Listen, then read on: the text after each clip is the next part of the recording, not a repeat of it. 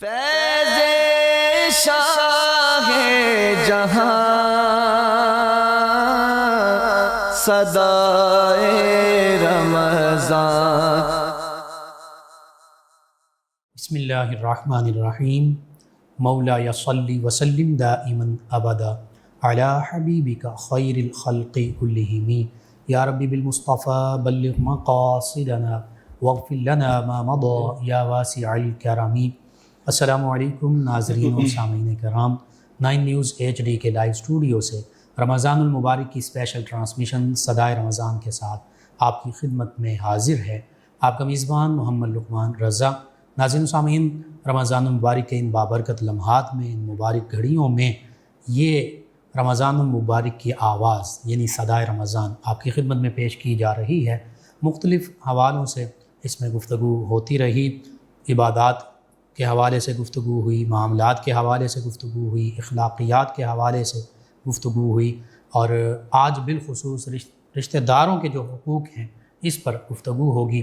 اور حقیقت یہ ہے کہ ہم حقوق اللہ کا ذکر تو کرتے ہیں کثرت سے، اور حقوق اللہ کی طرف کوشش بھی ہوتی ہے، بالخصوص ماہ رمضان المبارک میں نماز پڑھنے کی باجماعت ہم کوشش کرتے ہیں، تراویح پڑھتے ہیں، نوافل ادا کرتے ہیں، سحری کے وقت تہجد بھی پڑھتے ہیں، تلاوت کلام پاک کا بھی ایک ذوق اور شوق پیدا ہوتا ہے۔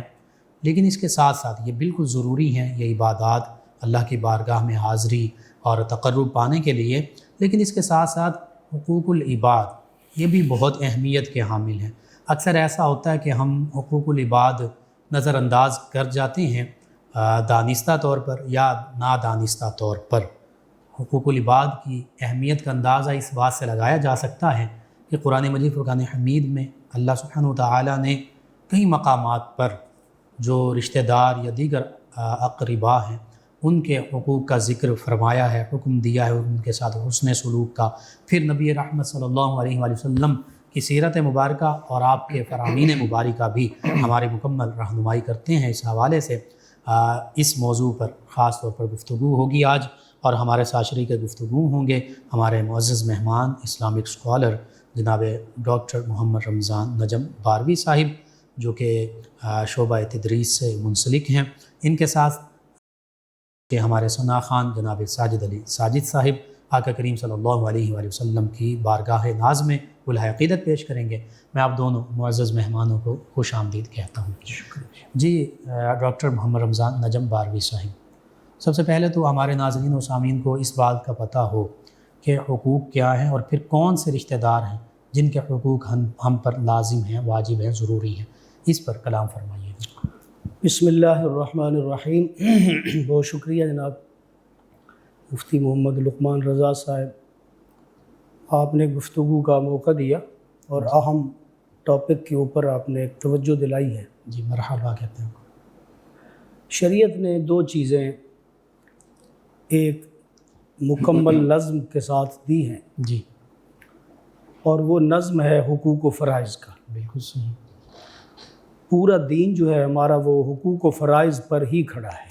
ٹھیک، ایک شخص کا جو فرض ہوتا ہے وہ دوسرے کا حق ہوتا ہے، صحیح اور ایک کا حق دوسرے کا فرض ہوتا ہے۔ صحیح، یعنی حقوق و فرائض کا آپس میں بہت گہرا تعلق ہے۔ لازم و ملزوم ہے۔ حق جو ہے بغیر فرض کے، اللہ اکبر، اور فرض جو ہے وہ بغیر حق کے متصور نہیں ہو سکتا۔ بالکل ٹھیک۔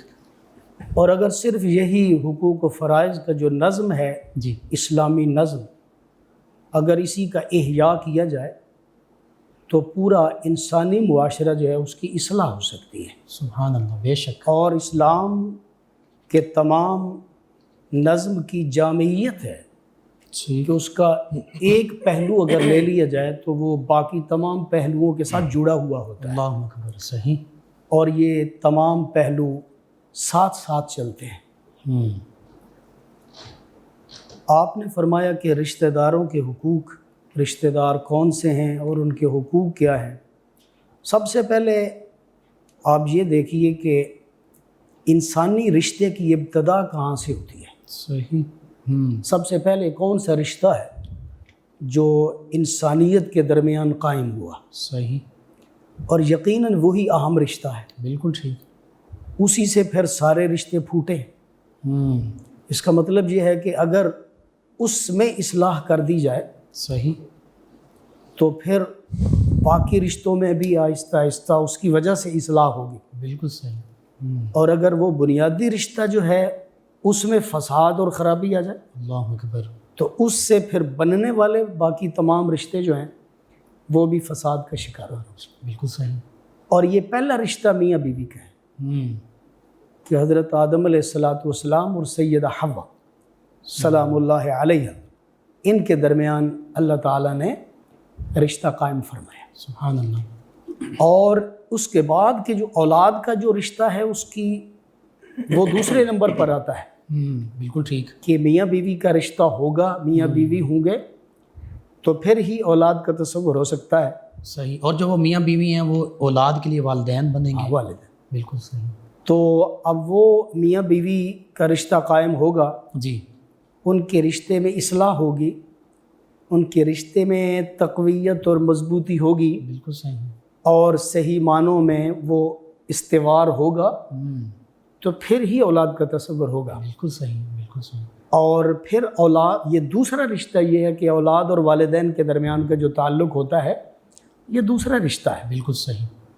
پھر اس سے رشتے پھیلتے ہیں والد کی جانب سے اور والدہ کی جانب سے، بالکل ٹھیک. کہ کچھ جو رشتہ دار ہیں وہ والد کی جانب سے بنتے ہیں، کچھ رشتہ دار جو ہیں وہ والدہ کی جانب سے بنتے ہیں. اللہ. لیکن رشتوں کی بنیاد یہی والدین ہیں. بالکل صحیح. جو اصل یہ پہلے آپس میں تو وہ میاں بیوی ہوتے ہیں، لیکن ان کا دوسرا جو تعلق اولاد کے ساتھ ہوتا ہے اس اعتبار سے وہ والدین ہوتے ہیں. صحیح. اب جو اولاد ہے وہ آپس میں تو بھائی بہن ہیں، لیکن والدین کے اعتبار سے وہ اولاد ہے. بالکل صحیح. اس کا مطلب یہ ہے کہ باہمی تعلق مختلف ہو تو پھر اس کا ایک حوالہ بھی مختلف ہو جاتا ہے، بالکل صحیح. اس کا نام بھی مختلف ہو جاتا ہے، اور پھر اس کے حقوق و فرائض بھی بدل جاتے ہیں. بدل جاتے ہیں. ٹھیک ہے. قرآن حکیم کے اندر سب سے زیادہ، بلکہ آپ یہ کہیں کہ نمایاں طور پر جی. جس رشتے کو بیان کیا گیا ہے وہ یہی بنیادی رشتے ہیں، میاں بیوی کا رشتہ بالکل صحیح. اور اولاد اور والدین کا رشتہ. اللہ اکبر. اگر یہ رشتے صحیح ہوں تو ان سے آگے بننے والے رشتے، صحیح. تو یہ صحت ان میں بھی اثر انداز ہوتی ہے. ٹھیک. ان میں اصلاح ہو تو یہ اصلاح کا عمل آگے بھی چلتا ہے. بالکل صحیح. اور یہ بنیاد اگر کمزور ہو جائے تو یقیناً پھر ان سے آگے بننے والے جو رشتے ہیں ان کی عمارت بھی کبھی قائم نہیں رہ سکتی ہے. اللہ اکبر. تو میاں بیوی جو ہیں یہ ان کے لیے قرآن نے ان کو ایک دوسرے کا لباس قرار دیا ہے. اللہ اکبر. سبحان اللہ. اگر اسی لباس پر غور کی جائے جی جی. کہ لباس کیوں قرار دیا ہے، اس کا مطلب یہ ہے کہ یہ ایک دوسرے کے محافظ ہیں، بالکل صحیح. ایک دوسرے کی عزت کے محافظ ہیں، بالکل. ایک دوسرے کی ذات کے محافظ ہیں، اللہ اکبر. تمام معاملات کے محافظ ہیں. بالکل.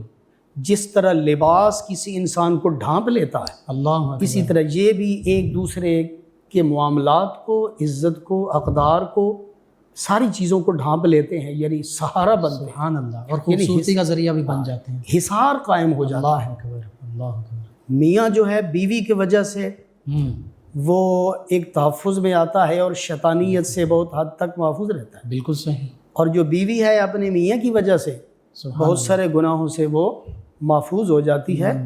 اور یہ ایک فطری چیز ہے کہ ایک جو خاتون ہے جی تو وہ اپنے میاں کی وجہ سے، اپنے شوہر کی وجہ سے اپنے آپ کو بہت حد تک محفوظ سمجھتی ہے. بالکل صحیح.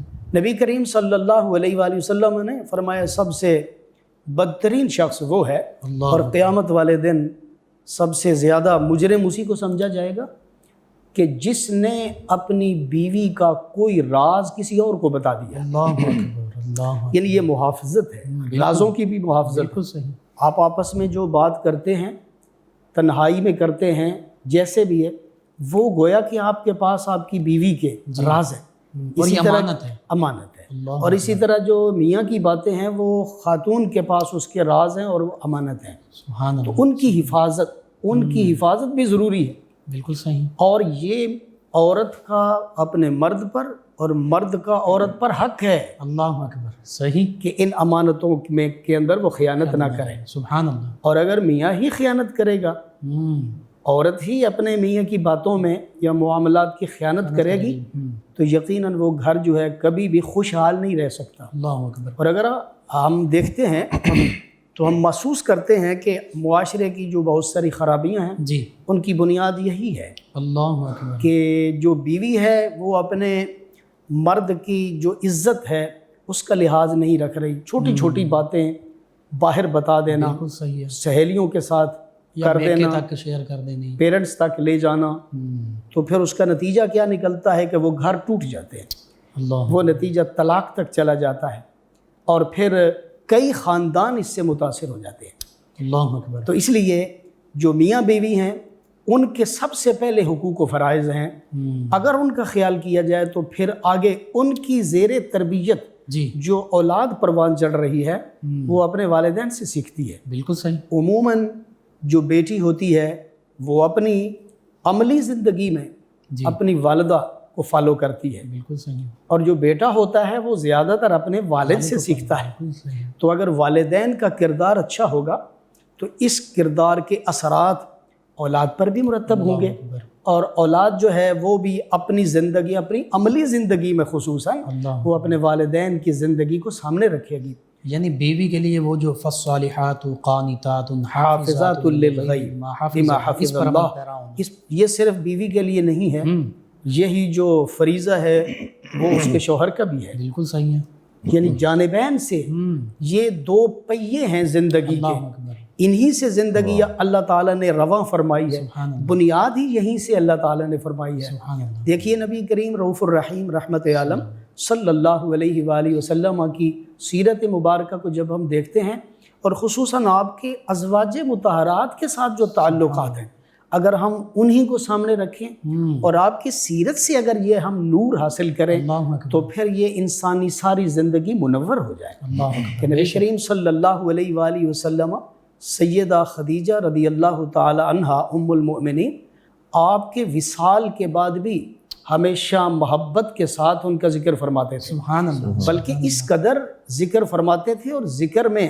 ایسی ایک جذباتیت بھی ہوتی تھی بسا اوقات اللہ کہ نبی علیہ الصلوۃ والسلام کی آنکھوں سے آنسو بھی آ جاتے تھے، اللہ اکبر، اور پھر روزانہ ذکر فرمانا ان کا۔ جی تو ایک مرتبہ سیدہ عائشہ صدیقہ ام المؤمنین رضی اللہ تعالی عنہا نے عرض کیا کہ اے اللہ کے حبیب رحمت عالم صلی اللہ علیہ وآلہ وسلم، آپ ایک بوڑھی خاتون کا روزانہ ذکر فرماتے ہیں، ٹھیک ہے، اور ایک روایت میں یہ بھی ہے کہ انہوں نے عرض کیا کہ اس وقت تو بڑھاپے میں ان کے منہ میں دانت بھی نہیں رہے تھے، ٹھیک ہے، یعنی دانت جب نہیں رہتے تو حسن متاثر ہو جاتا ہے نا، تو وہ بوڑھی بھی تھیں، اور جب آپ کی ان کے ساتھ شادی ہوئی تھی تو تب وہ بیوہ بھی تھی، تو اب تو اللہ تعالیٰ نے آپ کو ان سے بہتر بیوی دے دی ہے، اپنی طرف انہوں نے اشارہ فرمایا، باقرہ ہیں، میں ہوں، اور تو میں کنواری تھی جب میری شادی ہوئی آپ سے، تو نبی کریم صلی اللہ علیہ وآلہ وسلم نے اس بات کو پسند نہیں فرمایا، اللہ بلکہ نبی علیہ السلام نے فرمایا عائشہ مجھے خدیجہ سے بہتر اللہ نے کوئی بیوی نہیں دی ہے۔ اللہ اکبر، سبحان پھر نبی کریم صلی اللہ علیہ وآلہ وسلم نے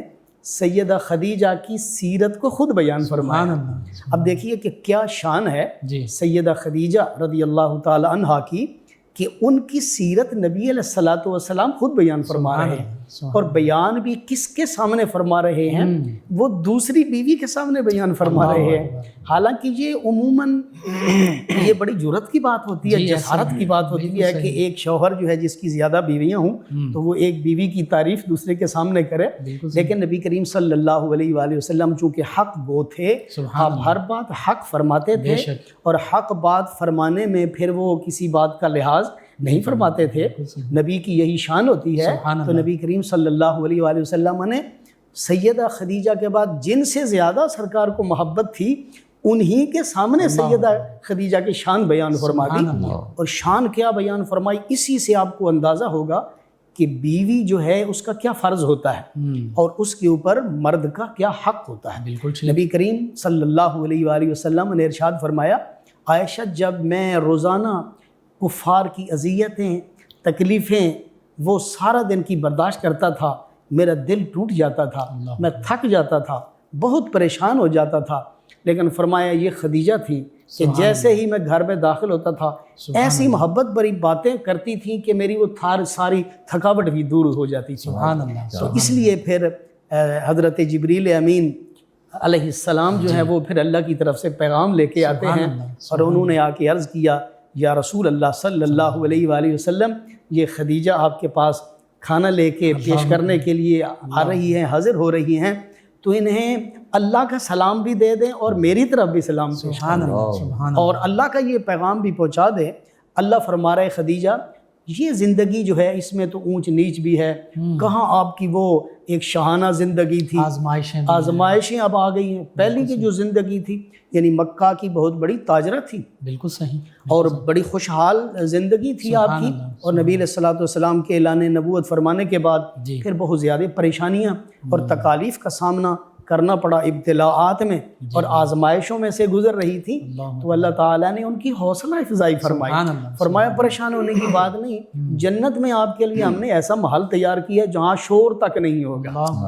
تو سیدہ خدیجہ یعنی انہوں نے اپنے فرائض سر انجام دیے نہایت خوش اسلوبی کے ساتھ، جو نبی رحمت صلی اللہ علیہ وسلم کے حقوق تھے، تو اللہ تعالیٰ نے سلام بھیجا۔ اور اب سب سے جو اولین حق جو نبی علیہ السلام نے بطور خاص جس کا ذکر فرمایا وہ یہ ہے کہ جیسے ہی خاوند سارا دن کام کاج کر کے تھکا ہوا وہ گھر میں آتا ہے تو سب سے پہلے بیوی کا کیا فریضہ ہوتا ہے، وہ یہ ہے کہ خندہ پیشانی کے ساتھ اس کا استقبال کرے، محبت کے ساتھ اس کا استقبال کرے، مسکرا کے ایسی باتیں کرے کہ اس کی تھکاوٹ دور ہو جائے۔ عموماً ایک بات مشہور ہے کہ ہر کامیاب مرد کے پیچھے کسی نہ کسی یا اس کی اپنی یعنی عورت جو ہوتا ہے اس کا ہاتھ ہوتا ہے۔ بالکل صحیح، اس کا یہ نہیں مطلب کہ وہ خاتون اس کو پڑھا رہی ہوتی ہے، سمجھا رہی ہوتی ہے، اس کی تربیت کر رہی ہوتی ہے، یہ نہیں، اس کا مطلب یہ ہے کہ وہ مرد کامیاب ہوتا ہے اپنی لائف میں، اپنی زندگی میں، جسے گھر میں اس کی بیوی اسے سکون میسر کر رہی ہے۔ اگر وہ گھر کے اندر اسے سکون ہے، راحت ہے، تو وہ سارے دن کی تھکاوٹ دور ہو جاتی ہے، سکون سے وہ سوتا ہے، آرام کرتا ہے، ہر نئے دن میں نئے جذبے کے ساتھ وہ باہر نکلتا ہے، اور جب روزانہ نئے جذبے کے ساتھ، نئی قوت کے ساتھ، نئی توانائی کے ساتھ باہر نکلتا ہے تو پھر وہ کامیابی حاصل کرتا ہے۔ اور اگر گھر میں آئے اور تھکا ہوا ہو، اور پھر یہاں بھی تھکاوٹ ہو، یہاں پھر اذیت ہو، ذہنی طور پر اسے سکون نہ ہو، اسے قلبی سکون نہ ہو، کتنے دن وہ روزانہ وہ باہر نئے جذبوں کے ساتھ نکلے گا؟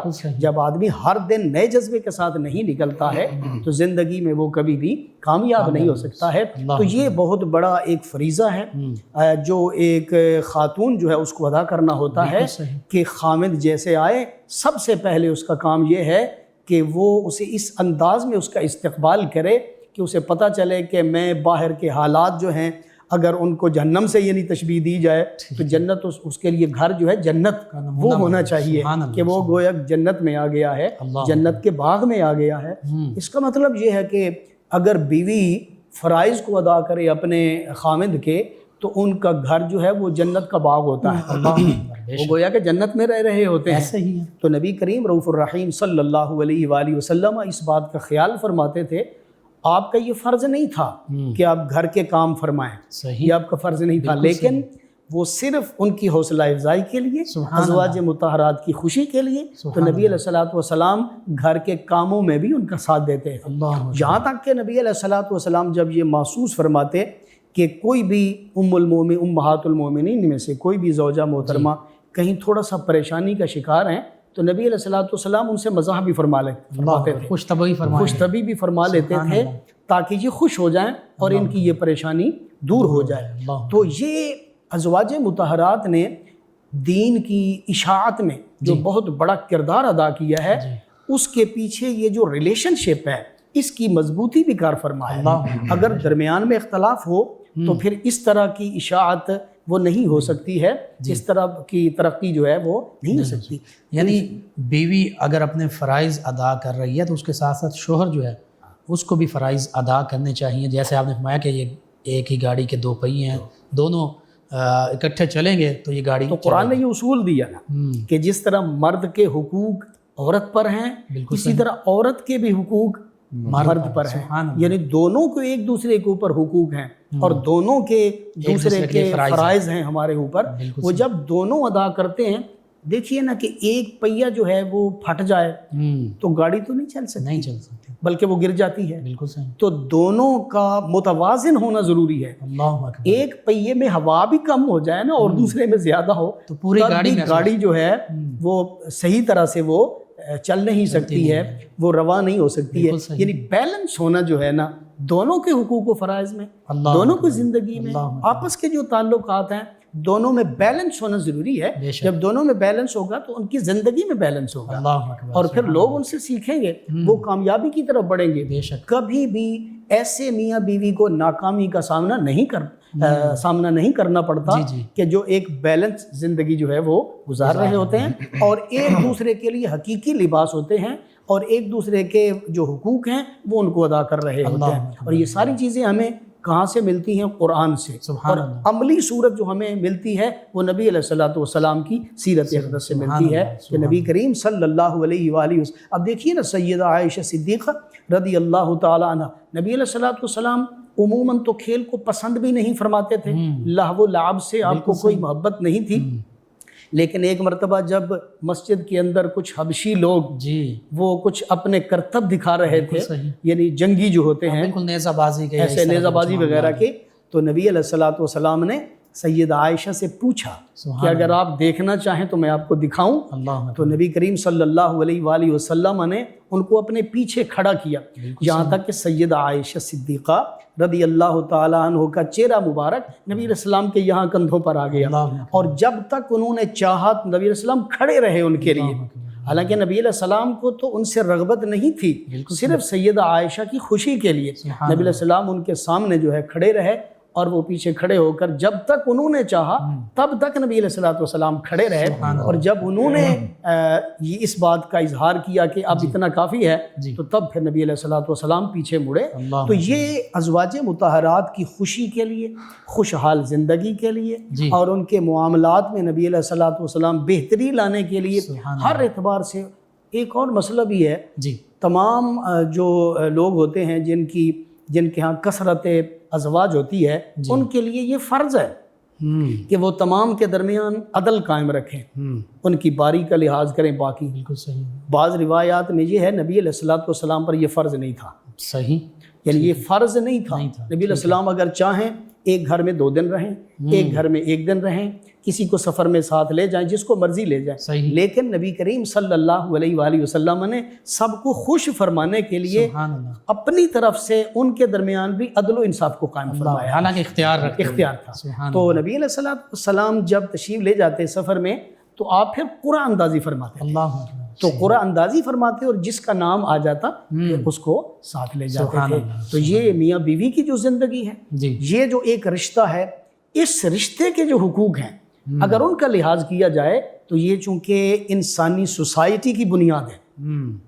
تو اگر یہ ٹھیک ہو جائے تو اس کا مطلب ہے پورا معاشرہ ہی ٹھیک ہو جاتا ہے، کیونکہ بنیاد ہے نا، بنیاد ٹھیک ہوگی تو معاشرے کے، یعنی اس کے بغیر معاشرے کا تصور نہیں، یہ معاشرے کی اکائی ہے ہی یہی رشتہ۔ بالکل صحیح۔ تو سب سے زیادہ آج کل بگاڑ اسی میں ہے، تو سب سے زیادہ اصلاح کی یہاں ضرورت ہے۔ اگر ادھر ادھر ہم کوشش کریں، اگر بنیاد میں وہ خرابی رہے گی تو کبھی بھی وہ اصلاح نہیں ہو سکتی ہے۔ اس لیے اس کو جو ہے نا ترجیحی بنیادوں پر میاں بیوی کے جو حقوق ہیں، اب حقوق کا سب سے پہلے ان کو پتہ بھی تو ہونا چاہیے نا، خاتون کو پتہ ہونا چاہیے کہ میرے حقوق کیا ہیں، میرے فرائض کیا ہیں۔ بالکل صحیح۔ جو مرد ہے اس کو بھی پتہ ہونا چاہیے اس کے حقوق کیا ہیں، اس کے فرائض کیا ہیں، اور یہ کس کی ذمہ داری ہے؟ یہ والدین کی ذمہ داری ہے کہ جب بیٹی کو یا بیٹے کو بیاہتے ہیں تو اس سے پہلے ان کو یہ نصاب ضرور پڑھا دیں کہ تمہارے حقوق یہ ہیں، تمہارے فرائض یہ ہیں۔ اصل میں وجہ یہی ہوتی ہے کہ بیٹی کو بھی نہیں پتہ اس کے حقوق و فرائض کیا ہیں،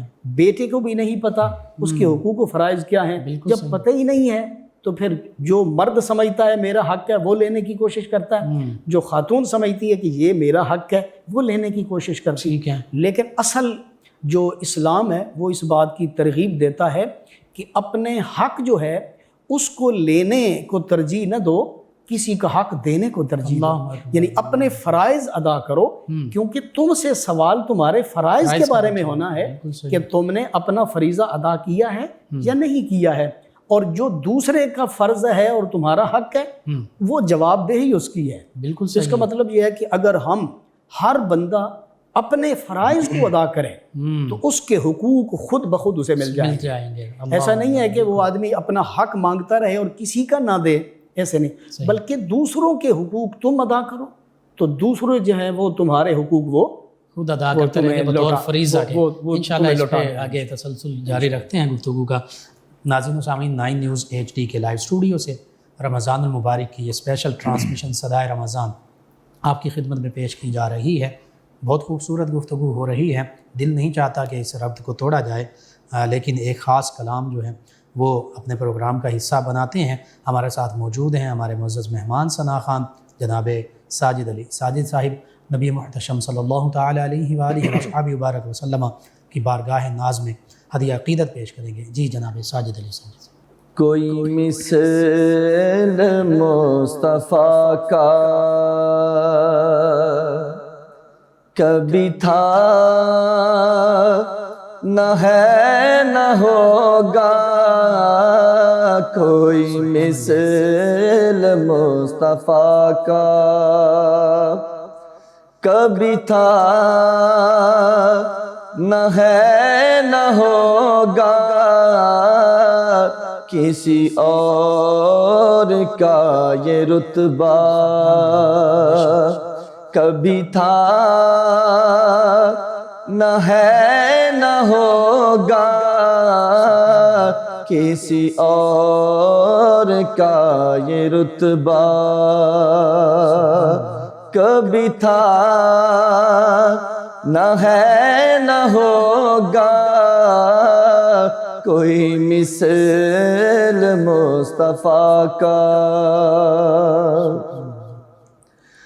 انہیں خلق کر کے نازا ہوا خود ہی دست قدرت،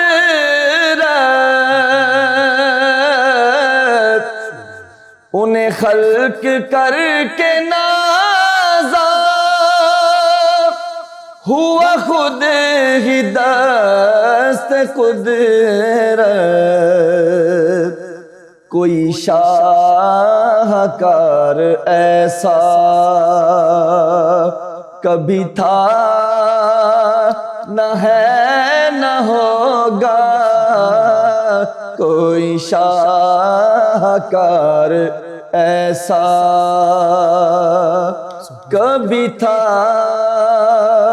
نہ ہے نہ ہوگا، کوئی مثل مصطفیٰ کا۔ کسی بہم نے صدا دی کوئی آپ کا مماثل، کسی بہم نے صدا آپ کا مماثل، تو یقین پکار اٹھا کبھی تھا نہ ہے نہ ہوگا، تو یقین پکار اٹھا کبھی تھا نہ ہے نہ ہوگا، کسی اور کا یہ رتبہ۔ شعر دیکھیے، میرے تاکہ جام نسبت کے چراغ جل رہے ہیں، میرے تاکہ جام نسبت کے چراغ جل رہے ہیں، مجھے خوف تیرگی کا کبھی تھا نہ ہے نہ ہوگا، مجھے خوف تیرگی کا کبھی تھا نہ ہے نہ ہوگا، کوئی مثل مصطفیٰ کا۔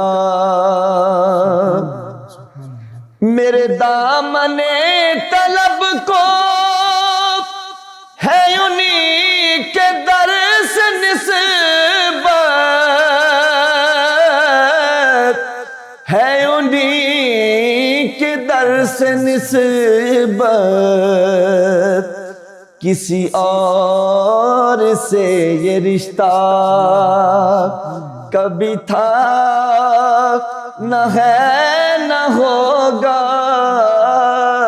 کسی اور سے یہ رشتہ کبھی تھا نہ ہے نہ ہوگا، کسی اور کا یہ رتبہ،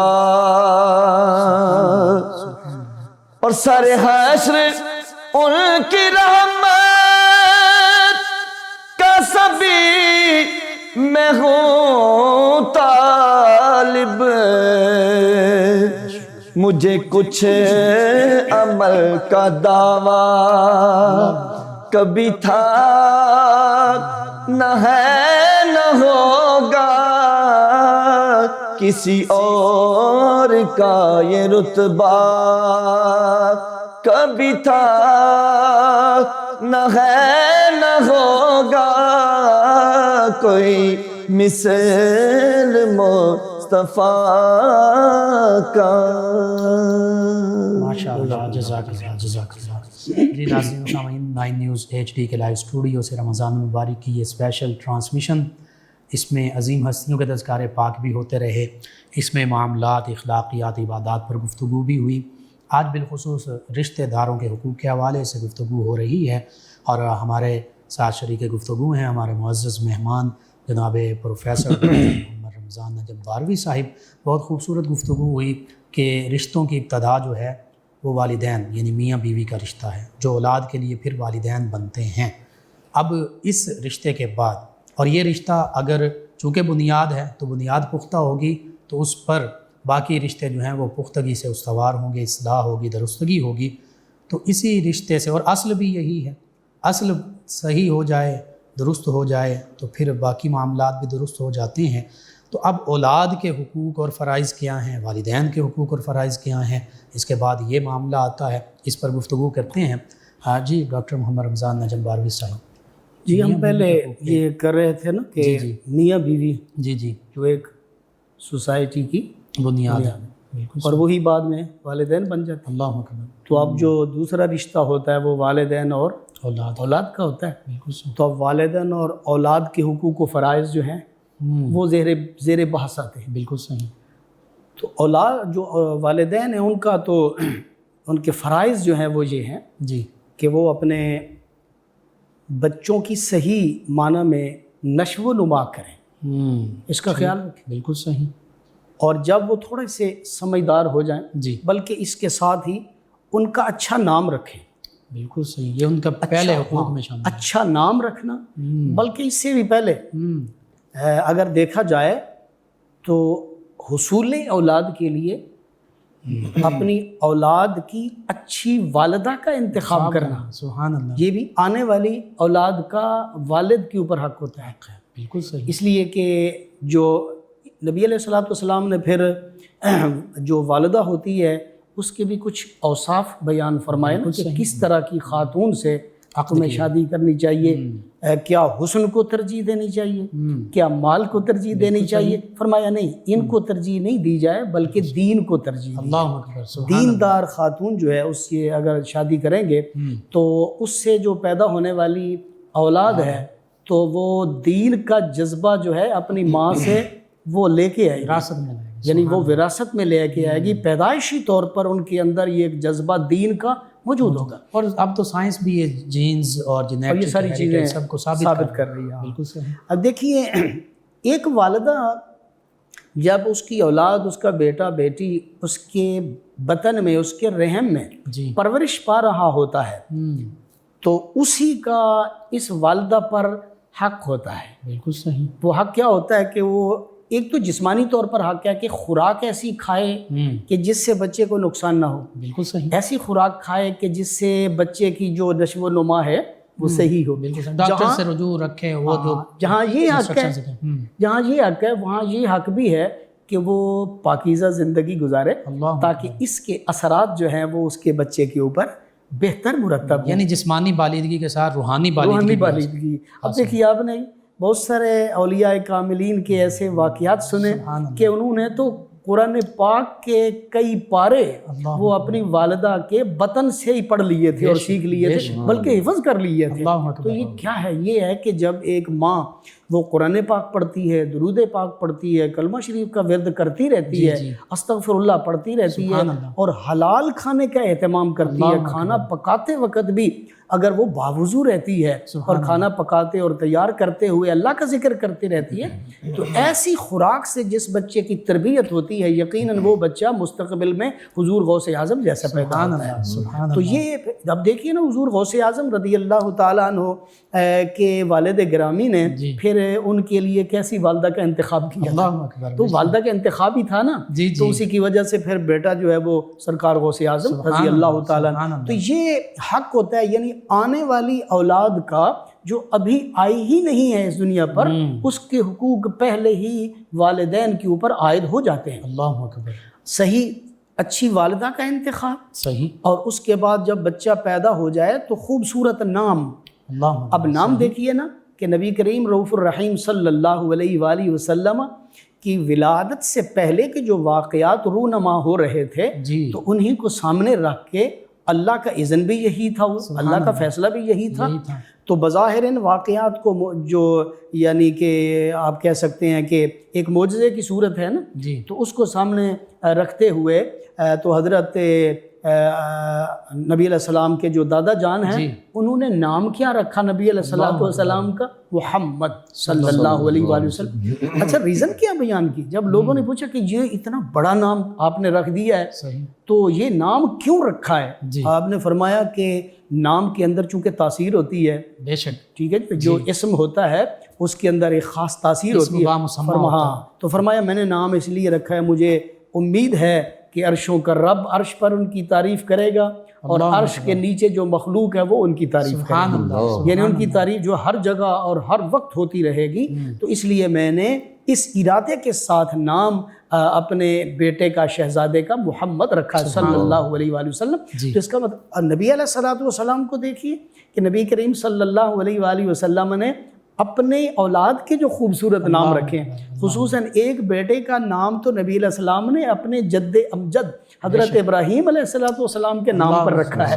تو اس میں ہمیں نبی علیہ السلام نے گویا کہ ایک ترغیب بھی دی ہے، ایک راہ عمل بھی متعین فرما دیا کہ یہ نہ دیکھو کہ کوئی نیا نام ہونا چاہیے، بلکہ یہ دیکھو کہ پرانے ناموں میں سے جو بزرگوں کے نام ہیں وہ نام رکھو تاکہ بزرگوں کی تاثیر اور فیض بھی تمہیں حاصل ہو جائے، برکت بھی ملتی رہے. اب دیکھیے یہ بھی حق ہوتا ہے اولاد کا کہ خوبصورت نام رکھا جائے، اس کے بعد اس کی تربیت کی جائے. ڈاکٹر صاحب بڑی آپ نے خوبصورت بات کی.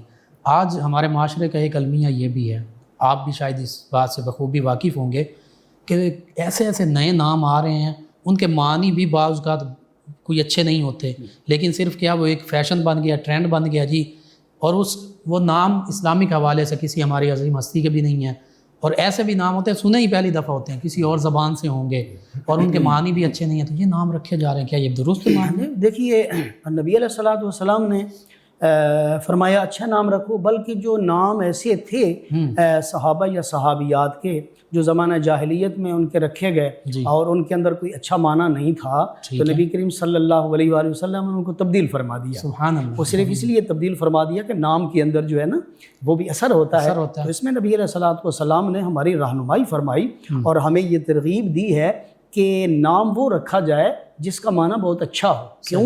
اس لیے کہ اس کا اس مسمہ پر، نام والے پر اس کا اثر ظاہر ہوتا ہے. اس کا مطلب یہ ہے کہ اگر اب بھی کوئی ایسا نام رکھ بیٹھتا ہے کسی بھی وجہ سے تو اسے چاہیے وہ تبدیل کرے کیونکہ یہ سنت ہے نا. سبحان اللہ. تو نبی علیہ السلام اور اگر خصوصاً یہ ذہن میں یہ رکھے کہ میں نام اس لیے تبدیل کر رہا ہوں کہ نبی علیہ السلام نے بھی کہ جو غلط معنی والے نام تھے ان کو بدل دیا تھا تو نام بھی بدل جائے گا اور نبی علیہ السلام کی سنت بھی تازہ ہو جائے گی، مفت میں ہمیشہ ثواب ملتا رہے گا۔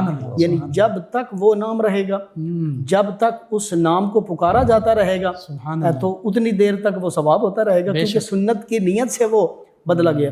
اب دیکھیے کچھ نام ایسے ہوتے ہیں کہ پکارنے سے اور اس کے جواب دینے سے ایک جو ہے یعنی ایک غلط معنی جو تاثر ہوتا ہے وہ پیدا ہو جاتا ہے۔ مثلا کسی کا نام اگر ایمان رکھ دیتے ہیں، ایمان جیسے کہ آج کل لوگ رکھ دیتے ہیں ایمان، تو وہ سوال یہ پیدا ہوتا ہے کہ جب کوئی آدمی باہر سے آتا ہے نا تو وہ آ کے کہتا ہے کہ ایمان ہے، تو اگر وہ اس نام والا آدمی گھر میں نہ ہو تو گھر والے کہیں گے نہیں ہے، ایمان نہیں ہے، تو یہ ایک بدشگونی ہے اور یہ ایک غلط ایک تصور پیدا ہوتا ہے، یعنی ظاہری طور پر بھی ایسے لگتا ہے کہ جیسے ایمان ہی نہیں ہے، یعنی حقیقی ایمان ہی نہیں ہے۔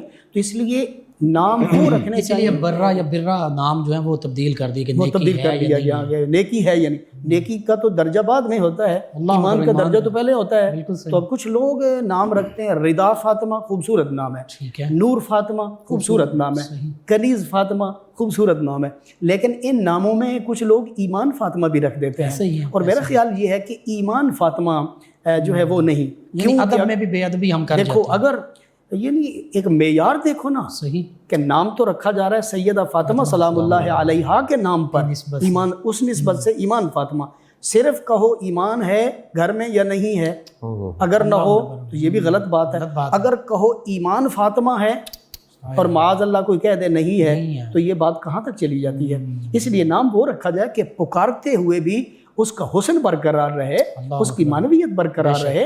تو یہ اولاد کا والدین پر فرض ہوتا ہے کہ والدین ان کا نام جو ہے وہ اچھا رکھیں تاکہ پکارتے ہوئے۔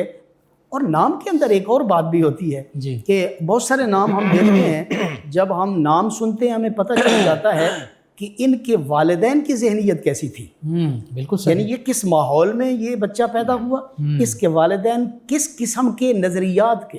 ابھی میں نے چند دن پہلے ایک آدمی کا نام سنا، اس کا نام تھا نور نبی، تو میں نے کہا ہم آپ کے پاس آئے اس لیے ہے کہ آپ کا نام نور نبی ہے۔ بالکل تو اب اس سے پیچھے ایک مینٹیلٹی کیا ہے، ذہنیت کیا ہے، وہ نبی علیہ الصلوۃ والسلام کی نورانیت کی ایک سبحان اللہ، اس نام سے۔ تو نام سے پتہ چل جاتا ہے کہ نام رکھنے والے کی جو ذہنیت ہے وہ کیا ہے، اس کی عقائد کیا، اس کے نظریات کیا۔ بلکہ اگر ہم اس پر ریسرچ کریں کہ ہماری پہلی نسلوں کے نام کیسے ہوتے تھے، انہیں سے پتہ چلے گا کہ ہمارے آباء و اجداد کے نظریات اور عقائد کیسے تھے۔ سبحان اللہ، تو یعنی نام کے اندر یہ ساری چیزیں موجود ہوتی ہیں۔ ایک روایت آتی ہے کہ ایک شخص سیدنا عمر رضی اللہ تعالیٰ عنہ کے پاس حاضر ہوا اور آ کے اس نے شکایت کی کہ جو میرا بیٹا ہے وہ میری بات نہیں مانتا۔ تو آپ نے اس کے بیٹے کو طلب فرمایا۔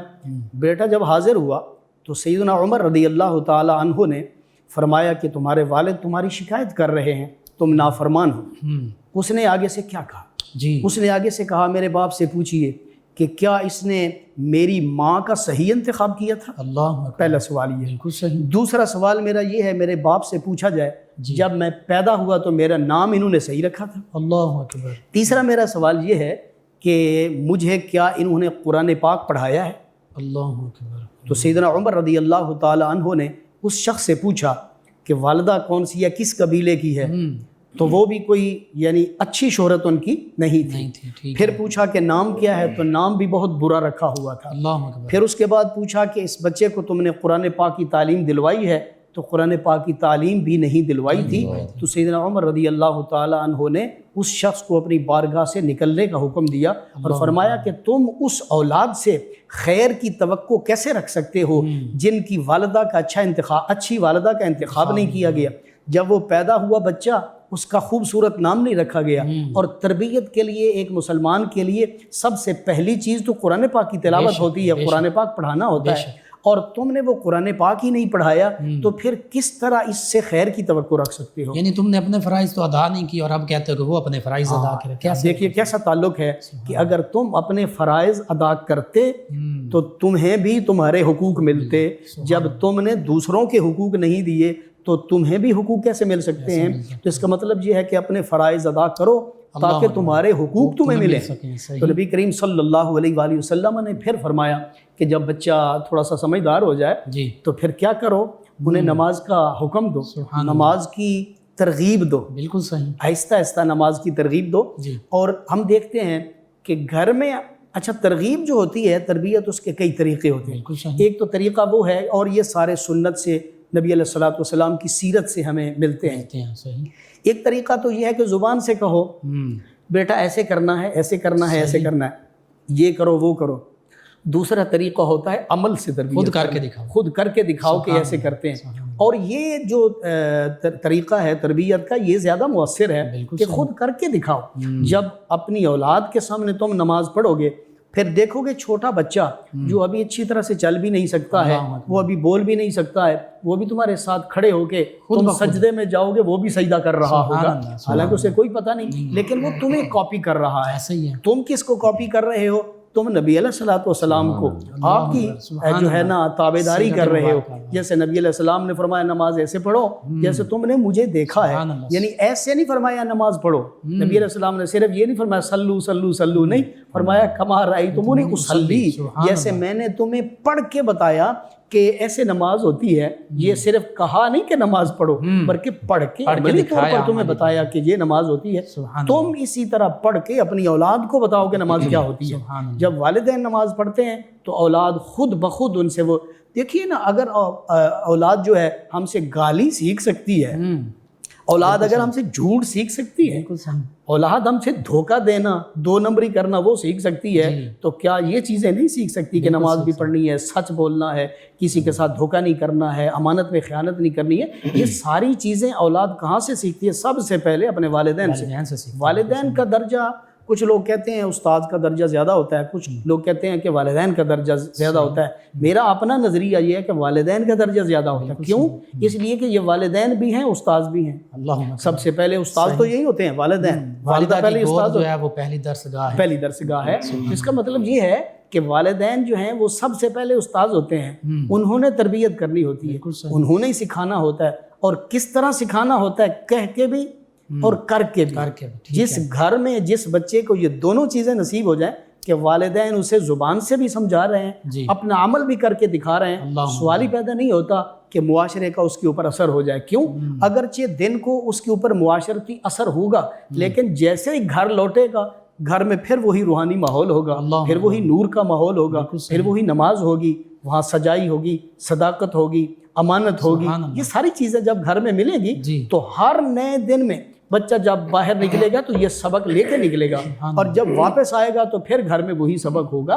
تو یہ والدین کا فریضہ ہوتا ہے کہ اپنی اولاد کی جو تربیت ہے وہ زبان کے ساتھ بھی کریں اور عمل کے ساتھ بھی کریں۔ ڈاکٹر صاحب، یہاں پہ ایک مسئلہ یہ بھی ہے نا ہمارے معاشرے کا، کہ بعض کا یہ ہوتا ہے باہر مدارس میں یا اسکول میں یا جہاں تعلیم و تربیت حاصل کر رہا ہے، وہاں سے تو کچھ اچھی چیز اسے مل گئی، کچھ سیکھ لیا، لیکن بعض کا برعکس معاملہ کہ گھر کا ماحول ایسا ہوتا ہے کہ وہ سیکھا ہوا گھر آ کے تو سارا وہ خراب معاملہ ہو جاتا ہے، گھر میں اچھا ماحول نہیں ملتا۔ اب دیکھیے نا، ماحول کا بھی ایک اثر ہوتا ہے جی، لیکن سب سے پہلا ماحول اس عمر میں جس عمر کی تربیت کے اثرات مرتے دم تک رہتے ہیں۔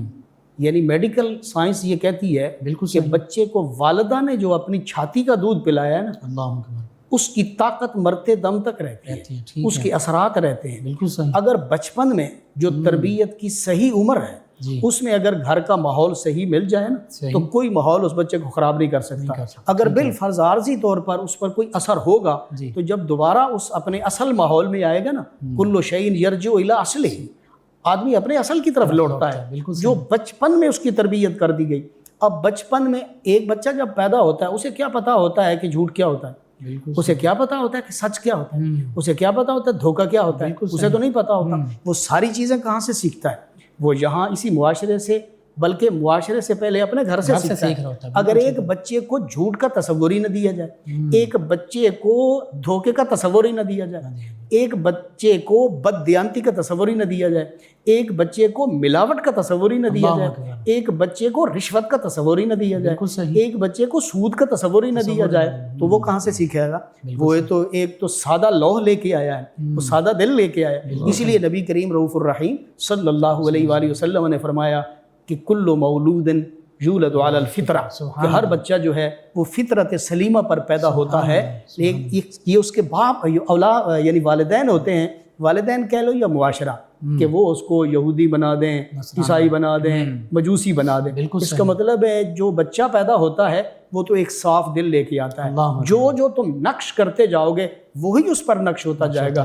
تو وہ مثبت طریقے سے سچی نقش کر دو، سبحان اللہ، سبحان اس کے امانتی نقش کر دو، تو یہ چیزیں نقش کرو گے تو وہ کبھی بھی دوسرے کو قبول نہیں کرے گا، وہ بھٹک نہیں سکے گا۔ دیکھیے نا، ایک بچے کو ہم نے سکھایا سچ، صرف سچ ہے، جی تو جب اس کے سامنے جھوٹ بولا جائے گا وہ اس کو قبول نہیں کرے گا، کیونکہ اس کے اندر سچ ہے، وہ جھوٹ کو قبول نہیں کرے گا۔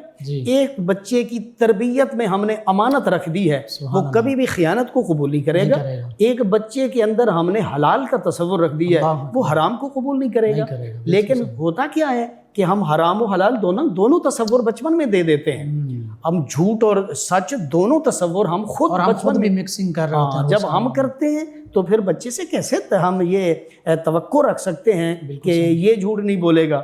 عموماً والدین ہوتے ایسے ہی ہیں کہ وہ خود جھوٹ بول رہے ہوتے ہیں، لیکن بچوں کے بارے میں کہتے ہیں، ان کو توقع یہ ہوتی ہے کہ چلو ہم نے تو جھوٹ بولا ہی ہے، کاش ہمارا بچہ ہی سچ بولے۔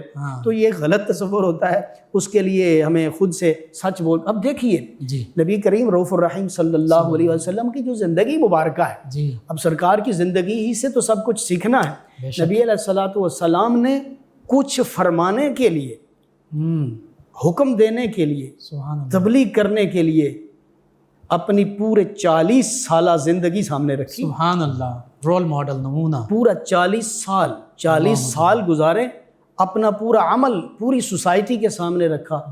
ایک بندہ کسی ایک موقع پر بچپن کی زندگی سے لے کر جوانی کی زندگی تک کبھی بھی کسی نے یہ نہیں کہا کہ فلاں موقع پر بچپن میں غلطی سے نبی علیہ الصلوۃ والسلام نے کوئی ایسی بات کی۔ اللہ اکبر، سبحان یہ ساری ایک ماحول بنا کے، خود زندگی گزار کے، سبحان اللہ، خود ایک نمونہ پیش کر کے، اس کے بعد نبی علیہ الصلوۃ والسلام نے پھر اعلان نبوت فرمایا۔ سبحان اللہ، بے یعنی شک پہلے وہ سارا کچھ بتایا کہ ایسے چلنا ہے، اور اس کے بعد یہ بھی بتایا کہ جو کہنے والا ہوتا ہے اس کا اپنا عمل کیسا ہونا چاہیے۔ اب والدین چونکہ استاذ بھی ہوتے ہیں، انہوں نے تربیت کرنی ہوتی ہے، اس لیے سب سے پہلے والدین کو ہی حکم دیا گیا ہے کہ تم اپنے بچے کو نماز کا حکم دو۔ سبحان اللہ، اور اگر نماز وہ نہیں پڑھتا تو کچھ عرصے کے بعد ہلکا پھلکی سزا بھی دے سکتے ہو، تاکہ کچھ رغبت میں، کچھ ڈر میں۔ پھر نبی علیہ الصلوۃ والسلام نے فرمایا کہ بچہ اور بچی جب تھوڑے سے سمجھدار ہو جائیں تو ان کے بستر بھی الگ کر دو۔ سبحان اللہ، یہ کیا؟ یہ عملی تصور ہے۔ بے شک 2 بچے، ایک بہن ہے، ایک بھائی ہے، ان کے درمیان بھی نبی علیہ الصلوۃ والسلام نے فرمایا تھوڑی سی سمجھداری کی عمر میں آئیں، ان کے بھی بستر الگ کر دو، تاکہ پتہ چل جائے کہ یہ دونوں جو اصناف ہیں تو یہ الگ الگ ہیں، ان کے حقوق و فرائض الگ ہیں، جہاں ہر جگہ خطرات ہوتے ہیں، پہچان حاصل ہو جائے۔ تو یہ سب سے پہلا فریضہ یہ کس کا ہوتا ہے؟ یہ والدین کا ہوتا ہے۔ اسی وجہ سے ان کا مقام زیادہ ہے کہ والدین بھی ہیں اور استاد بھی ہیں۔ جب وہ اپنے فرائض ادا کر دیتے ہیں تو پھر اس کے بعد وقت شروع ہوتا ہے اولاد کو، کہ اولاد نے اب ان کو کیا لٹانا ہے۔ اب اولاد کو کیا کہا گیا؟ اولاد کو فرمایا گیا کہ عبادت تو اللہ تعالیٰ کی کرنی ہے، لیکن اس کے بعد سب سے زیادہ حسن سلوک کے جو مستحق ہیں وہی تمہارے والدین ہیں، کہ جو دنیا میں تمہارے آنے کا ذریعہ بھی بن رہے ہیں، اور سب سے پہلے تمہارے سکھانے کے ذریعے بھی وہی بن رہے ہیں۔ تمہاری تعلیم و تربیت کا سلسلہ بھی وہیں سے شروع ہوا ہے۔ اگر سب سے پہلے، اب دیکھیے کتنی عظیم ایک تصور ہے کہ نبی کریم صلی اللہ علیہ وآلہ وسلم نے فرمایا کہ اگر کسی کو تم ایک ہدایت کا یا نیکی کا راستہ بتا دو، یعنی ہدایت پہ لگا دو، جب تک وہ شخص وہ نیکی کرے گا، اس ہدایت پر رہے گا، تمہیں اس کا برابر ثواب ملتا رہے گا۔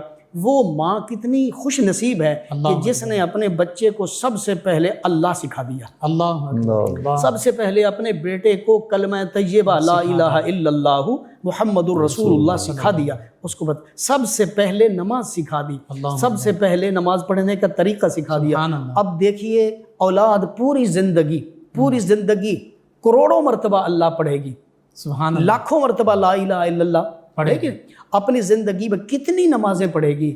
نماز وہ پڑھ رہی ہے، ثواب والدہ کو بھی مل رہا ہے، والد کو بھی مل رہا ہے، کیوں؟ اس لیے کہ انہوں نے ایک اچھائی کی بنیاد رکھی ہے، اور نبی کریم صلی اللہ علیہ وآلہ وسلم نے تو یہ اصول ہی بتا دیا ہے نا، یعنی یہ اصول بتا دیا کہ جو شخص اچھائی کی بنیاد رکھے گا، جب تک وہ اچھائی قائم رہے گی بنیاد رکھنے والے کو ثواب ملے گا، اور اگر کسی نے برائی کی بنیاد رکھ دی تو جب تک وہ برائی ہوتی رہے گی تو وہ تو مر جائے گا، ایک برائی زندہ رہے گی، اس کی وجہ سے اسے عذاب بھی ہوتا رہے گا، اس کے گناہ، حالانکہ سلسلہ جو ہے عمل کا سلسلہ تو مرتے دم تک ہوتا ہے نا، منقطع ہو جاتا ہے، لیکن اچھائی کی بنیاد رکھنے والا اور برائی کی بنیاد رکھنے والا، جو اس کے مرنے کے بعد بھی وہ اچھائی اور برائی رہے، اس کے اعمال کا سلسلہ منقطع نہیں ہوتا ہے۔ اس جو اچھائی کی بنیاد رکھنے والا ہے اس کے نامہ اعمال میں اچھائی لکھی جاتی رہتی ہے، اور جو برائی کی بنیاد رکھنے والا ہے تو پھر اس کے نامہ اعمال میں برائیاں لکھی جاتی رہی ہیں۔ تو اس لیے پھر جو والدین ہیں وہ خوش نصیب ہیں، اگر اولاد کی صحیح تربیت کر دیتے ہیں اور اپنے فرائض جو ہے وہ ادا کر دیتے ہیں تو اس اعتبار سے خوش نصیب ہیں کہ وہ مر بھی جائیں تو تب بھی اولاد کی نیکیوں میں ان کا بھی حصہ ہوتا ہے۔ اسی لیے اگر اولاد اپنے والدین کے لیے دعائے مغفرت نہیں کرتی ہے، الگ سے بے شک نہ کرے، ویسے تو نہیں ہو سکتا ہے کہ نیک والدین کی نیک اولاد اپنے والدین کے لیے دعائے مغفرت ہی نہ کرے، یہ تو نہیں ہو سکتا، لیکن اگر بالفرض الگ سے وہ رب ارحمہما کما ربیانی صغیرہ نہ بھی کہے، صحیح، نماز اگر والدین نے اپنی اولاد کو سکھا دی اور نماز میں آخر میں ایک دعا سکھا دی، رب اجعلنی مقیم الصلاۃ ومن ذریتی ربنا وتقبل دعا ربنا اغفر لی ولوالدی وللمؤمنین یوم یقوم الحساب۔ ایک تو نماز یہ بیٹا پڑھ رہا ہے، ثواب مل رہا ہے، اور نماز کے اندر ہی اپنے والدین کی مغفرت کی دعا کر رہا ہے، تو یہ کس کو نصیب ہوگا؟ اسی کو جس نے اپنے بچوں کی صحیح تربیت کر دی ہے، نمازی بنا دی ہے۔ اور میں یہ سمجھتا ہوں کہ آج کے معاشرے میں اگر کسی کی اولاد نمازی ہو جائے وہ بڑی خوش نصیب ہے، کیونکہ وہ نماز جو بندہ پڑھ رہا ہے وہ اپنی برائیوں کا علاج خود کر رہا ہے۔ ایک وقت ایسے آ جاتا ہے کہ جیسے قرآن نے فرمایا کہ نماز جو ہے بے حیائی سے روک دیتی ہے۔ ایک حدیث پاک بھی ہے کہ کچھ صحابہ کرام نے ایک نوجوان کے بارے میں نبی کریم صلی اللہ علیہ وآلہ وسلم کی بارگاہ میں شکایت کی، کوئی شروع میں کوئی نیا ابھی مسلمان ہوا ہوگا نا، کہ یہ شخص یہ مسلمان تو ہو گیا ہے لیکن ابھی فلاں کمزوری ہے، فلاں کمزوری ہے، فلاں کمزوری ہے۔ نبی علیہ الصلوۃ والسلام نے فرمایا نماز پڑھتا ہے؟ تو انہوں نے عرض کیا حضور نماز تو پڑھتا ہے۔ نبی علیہ الصلوۃ والسلام نے فرمایا پھر خیر ہے، صحیح، بالکل ٹھیک۔ کچھ عرصہ گزرا تو انہی صحابہ نے عرض کیا حضور اب تو الحمدللہ اس نے وہ سارا کچھ پہلی باتیں چھوڑ دی ہیں۔ تو نبی کریم صلی اللہ علیہ وآلہ وسلم نے فرمایا میں نے تو تمہیں پہلے کہا تھا کہ اگر وہ نماز پڑھ رہا ہے تو اس کا مطلب یہ ہے کہ وہ اپنا علاج خود کر رہا ہے، اپنی بیماریوں کا علاج کر رہا ہے۔ جب وہ نماز پڑھے گا تو باقی بیماریوں کا بھی خود بخود علاج ہوتا چلا جائے گا۔ جی ہمارے یہاں بسا اوقات لوگ کہتے ہیں جی ایک بندہ نمازی بھی ہے اور فلاں کام بھی کرتا ہے، فلاں بھی کرتا ہے، فلاں کرتا ہے۔ اصل میں یا تو نماز پڑھنے میں کہیں کمزوری ہوتی ہے، یا یہ ہوتا ہے کہ پھر آہستہ آہستہ وقت ایسے آ جاتا ہے کہ بالآخر نماز کی برکت سے اللہ تبارک و تعالیٰ اس کو ہدایت کی توفیق دے دیتا ہے۔ تو یہ اولاد جو ہے اس کی تربیت والدین کے ذمہ ہے، اور پھر اولاد کے ذمہ کیا ہے؟ والدین کی خدمت۔ ان کے ذمہ والدین کی خدمت ہے، اور خدمت اور احترام کتنا؟ فرمایا تم ان کے سامنے اوے بھی نہیں کر سکتے، اوف بھی نہیں کر سکتے۔ تو اللہ تعالیٰ فرماتا ہے عبادت تو تم میری کرو، عبادت تو کسی کی ہو نہیں سکتی۔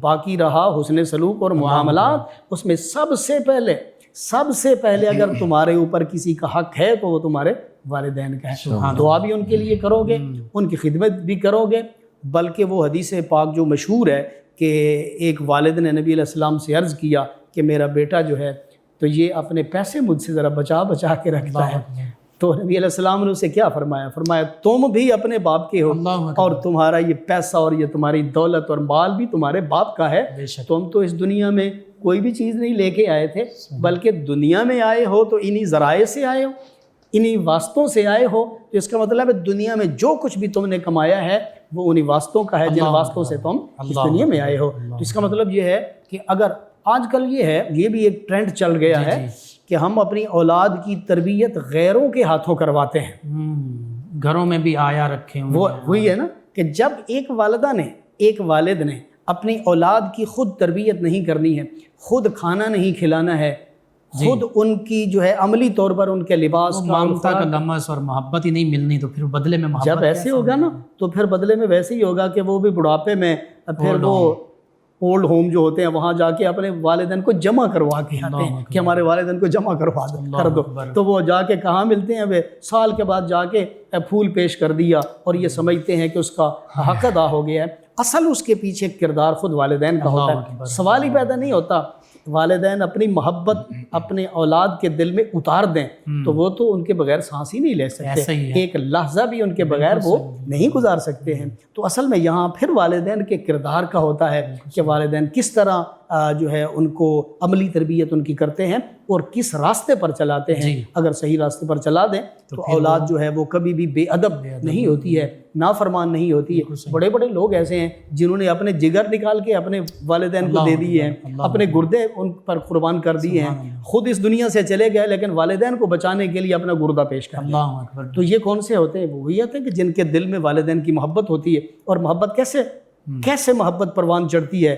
عمل سے محبت پروان چڑھتی ہے، سیرت اور کردار سے محبت پروان چڑھتی ہے۔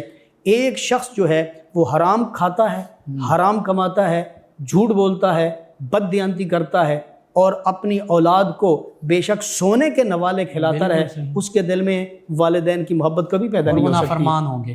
وہ نافرمان ہو گئے۔ ویسے کردار کی وجہ سے ان کا احترام ہی نہیں ہے۔ جب وہ دیکھ رہے ہیں کہ ہمارا باپ جھوٹ بولتا ہے، وہ جب دیکھ رہے ہیں کہ ہمارا باپ دو نمبری کر رہا ہے، ہمارا باپ یہ فلاں حرام کام کر رہا ہے، ان کے دل میں کیسے محبت ہوگی؟ بالکل صحیح۔ ان کے دل میں محبت تب ہوگی جب انہیں پتہ ہوگا یہ اپنے رب کے سامنے جھکتا ہے، یہ حلال کماتا ہے، خون پسینے سے حلال کمائی ہمیں لا کر کھلاتا ہے، تو فرما برداری خود برداری۔ ڈاکٹر صاحب بس وقت جو ہے وہ اس کے دامن کی جو رکابیں ہیں وہ تھامنا وہ بھی ضروری ہیں، قلیل وقت اختتام کی جانب ہے۔ آخر میں پیغام بھی اور دعا بھی فرما دیں۔ دیکھیے پیغام تو یہ سارا جو میں نے عرض کیا یہی پیغام ہے، بالکل صحیح۔ اور سب سے بڑی بات یہ ہے کہ ہماری نسل کو نبی کریم صلی اللہ علیہ وآلہ وسلم کی سیرت طیبہ پڑھنی چاہیے۔ بالکل صحیح۔ یعنی ایک نوجوان جو ہے وہ سب کچھ پڑھتا ہے، اگر نہیں پڑھتا تو حضور کی سیرت ہی نہیں پڑھتا، بے شک، جہاں سے ہمیں نور ملنا ہے۔ لقد کان لکم فی رسول اللہ اسوۃ حسنہ۔ اور یہ والدین کی ذمہ داری ہے کہ اپنی اولاد کو اپنی نگرانی میں نبی علیہ الصلوۃ والسلام کی سیرت طیبہ پڑھائیں، ان کو درس دیں۔ اگر ایک نوجوان اپنی زندگی میں صرف ایک کتاب یعنی سیرت کی ایک کتاب جو ایک ہی جلد پر مشتمل ہے، جو مختصر ہے، اپنی زندگی میں اگر ایک سیرت کی کتاب ایک نوجوان پڑھ لیتا ہے، بچہ ہے یا بچی ہے، تو وہ سیرت طیبہ کا فیضان یہ ہوگا کہ وہ کبھی گمراہ نہیں ہوگا اور کبھی بھی بھٹکے گا نہیں۔ نبی علیہ السلام کی سیرت اس کی محافظ ہوگی۔ اس لیے ہمیں نبی علیہ السلام کی سیرت طیبہ کو پڑھنا بھی چاہیے اور اپنی عملی زندگی میں اس کو اپنانا چاہیے۔ سبحان اللہ۔ دعا فرما دیں ان بابرکت۔ اللہم صلی علی سیدنا و مولانا محمد وعلی آل سیدنا و مولانا محمد وبارک وسلم۔ ربنا آتنا فی الدنیا حسنۃ وفی الآخرۃ حسنۃ وقنا عذاب النار۔ رب ارحمہما کما ربیانی صغیرا۔ رب اجعلنی مقیم الصلاۃ ومن ذریتی۔ ربنا وتقبل دعاء۔ ربنا اغفر لی ولوالدی وللمؤمنین یوم یقوم الحساب۔ یا اللہ پاک ہمیں ایمان والی زندگی عطا فرما، یا اللہ ایمان کی سلامتی عطا فرما۔ نبی علیہ الصلوۃ والسلام کی سیرت طیبہ پر ہم سب کو ہمیشہ عمل کرتے رہنے کی توفیق عطا فرما۔ یا اللہ ہمیں دوسرے مسلمانوں کے حقوق کو ادا کرنے کی سعادت عطا فرما، ہمارے معاشرے کی اصلاح فرما، ملک پاکستان اور عالم اسلام کی خیر فرما، خصوصاً رمضان المبارک کی برکتوں سے ہمیں فیضیاب فرما۔ اللہم تقبل منا انک انت السمیع العلیم، تب علینا انک انت التواب الرحیم۔ صلی اللہ تعالی علی حبیبہ خیر خلقہ سیدنا و مولانا محمد وعلی آلہ واصحابہ اجمعین برحمتک یا ارحم الراحمین۔ بہت شکریہ آپ کی تشریف آوری کا جی۔ ناظرین و سامعین، 9 نیوز HD کے لائیو اسٹوڈیو سے رمضان المبارک کی یہ اسپیشل ٹرانسمیشن صدائے رمضان کا آج کا پروگرام اختتام پذیر ہوتا ہے۔ اپنے میزبان محمد لقمان رضا، ہمارے معزز مہمان اور ہماری ٹیم کو اجازت دیجیے۔ اللہ نگہبان۔ آخر میں ہمارے ثنا خان جناب ساجد علی ساجد صاحب آقا کریم رؤوف الرحیم علیہ صلاۃ و تسلیم کی بارگاہ ناز میں گلہائے عقیدت پیش کریں گے۔ جی جناب ساجد علی ساجد صاحب۔ جہاں بھی ہو وہیں سے دو صدا سرکار سنتے ہیں، بے شک جہاں بھی ہو وہیں سے دو صدا سرکار سنتے ہیں، سرے آئینہ سنتے ہیں، پسے دیوار سنتے ہیں، بے شک میرا ہر سانس ان کی آہٹوں کے ساتھ چلتا ہے، میرا ہر سانس ان کی آہٹوں کے ساتھ چلتا ہے، میرے دل کے دھڑکنے کی بھی وہ رفتار سنتے ہیں، میرے دل کے دھڑکنے کی بھی وہ رفتار سنتے ہیں، میں صدقے جاؤں ان کی رحمت للعالمین کے، میں صدقے جاؤں، میں صدقے جاؤں، میں صدقے جاؤں ان کی رحمت للعالمین کے، پکارو چاہے جتنی بار وہ ہر بار سنتے ہیں، پکارو چاہے جتنی بار وہ ہر بار سنتے ہیں، کھڑے رہتے ہیں اہل تخت بھی دہلیز پر ان کی، کھڑے رہتے ہیں اہل تخت بھی دہلیز پر ان کی،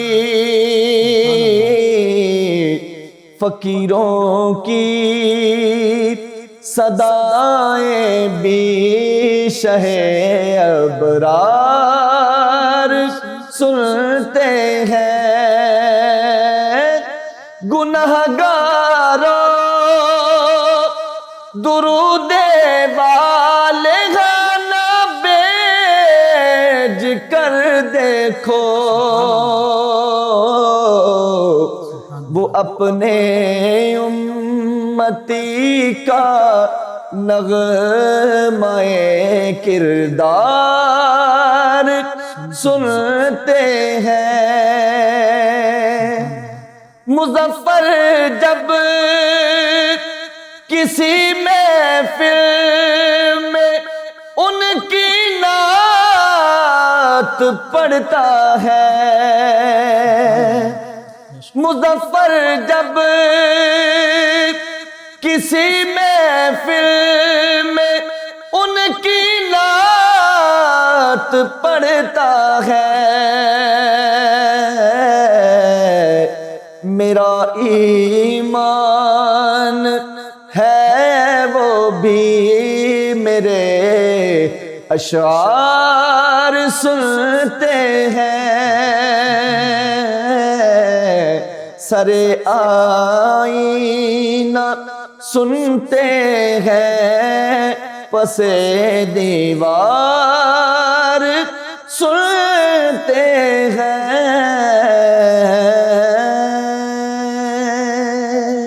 ماشاءاللہ، جزاک اللہ، جزاک اللہ۔ فیض شاہ جہاں صدا